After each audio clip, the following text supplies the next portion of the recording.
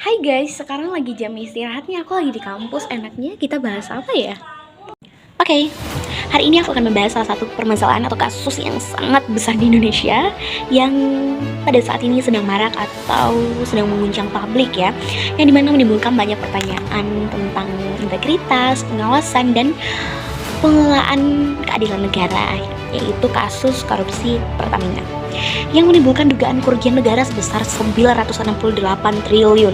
Wah, itu sangat banyak. Saya nggak bisa membayangkan seberapa banyak uang itu. Yang pertama, dinamika politik dan ekonomi yang terganggu. Korupsi di sektor energi tidak hanya merugikan keuangan negara ya, tapi juga mengganggu kestabilan harga BBM, menghambat subsidi bagi rakyat kecil, dan memperburuk iklim investasi. Ini menunjukkan bahwa kejahatan ekonomi memiliki dampak sosial yang sangat luas. Yang kedua, kita dihadapkan pada tantangan penegakan hukum. Kasus ini menguji sejauh mana aparat hukum mampu bekerja secara independen dan transparan ya di balik kasus sebesar ini. Masyarakat tentu berharap bahwa penegakan kasus ini tidak berhenti pada level menengah saja, tapi benar-benar menyentuh aktor-aktor atau pelaku utama yang berada di balik layar. Ups. Yang ketiga, adanya urgensi besar untuk mereformasi BUMN ya, terutama dalam hal tata kelola, audit internal, serta pengawasan publik. Reformasi tidak cukup hanya dengan mengganti direksi, tapi perlu perubahan sistem dan kebudayaan kerja yang berorientasi pada integritas dan akuntabilitas pada BUMN.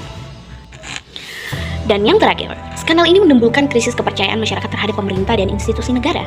Ketika rakyat tahu bahwa triliunan uang raib akibat korupsi, rasa kecewa dan frustasi itu tidak bisa dihindari ya, apalagi ini menghambat subsidi bagi rakyat kecil. Maka dari itu, transparansi dan kejujuran dalam penanganan kasus ini adalah kunci untuk memulihkan kepercayaan publik.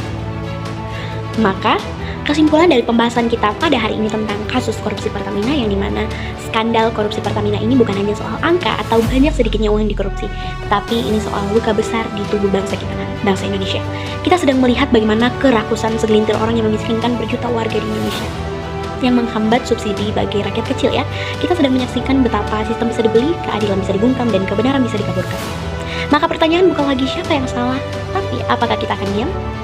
Jika skandal sebesar ini bisa dilupakan begitu saja, maka bukan hanya kehilangan uang saja ya. Kita bukan hanya kehilangan uang, tetapi kita kehilangan arah. Kita kehilangan Indonesia kita. Dan bila tidak ada reformasi dan bila tidak ada keberanian untuk membongkar hingga ke akar, maka korupsi akan terus hidup bukan sebagai kejahatan, tapi sebagai budaya. Apakah kita mau Indonesia dikenal sebagai budaya korupsi? Tentu tidak kan? Ini bukan akhir dari cerita, tapi ini titik balik. Apakah kita memilih melawan atau membiarkan bangsa ini perlahan tenggelam dalam gelap yang dibuat oleh para pencuri berseragam rapi?